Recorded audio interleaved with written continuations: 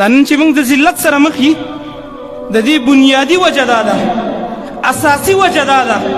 چې قسم په الله موږ هم قرآن ته شا کړي ده او بچیم د قرآن نه لرې ساتلي د دې د وجه نه الله رب العالمین د عزت دپاره قرآن کریم موږ ته وښودلی علم که یو سړی غواړي چې زما بچي ته عزت میلاو شي نو دا کوی شي چې خپل بچی علم ته کښېنوي او عزت ورته میلاو شي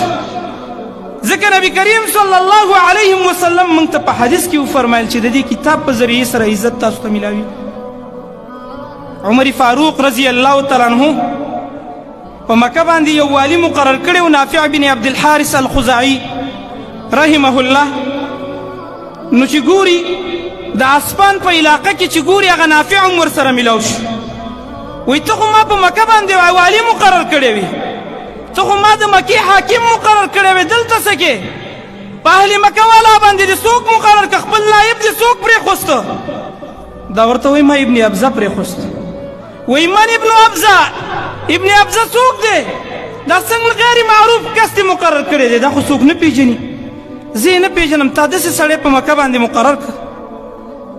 ده ورته ډېر ناشنا جواب ورکړ ټیک د عمر فاروق رضی الله تعالی عنه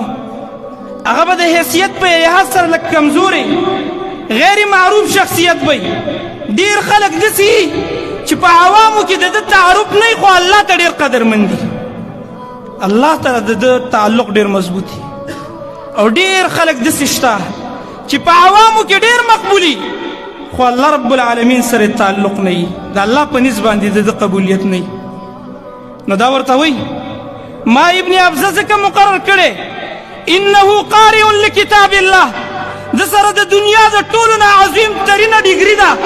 د سره ناشنا عهده ده د سره یو ناشنا منقبت او منزلت دی انه قارئ لکتاب الله د الله د قرآن کلام د قرآن مجید حافظ دی ځکه مې مقرر وعالم بالفرائض صرف عالم نه لفظي ترجمه نه ده ویلي وعالم بالفرائض د علم المیراث علم هم ورسره دی د میراث په مسلو باندې هم ښه پوهېږي ځکه مې مقرر کړ عمر فاروق رضی الله تعالی عنه چې کله نافع ته ویلي چې ابن ابزه څوک دی څنګه دی داسې غیر معروف شخصیت مقرر کړ نو ده ورته جواب ورکړی وایي مولا من موالینا دا خو زموږ د غلامانو نه یو غلام دی اگر چې حیثیت په اعتبار سره غلام ډېر کمزوری ډېر کته شمارلی کېږي خو دی علم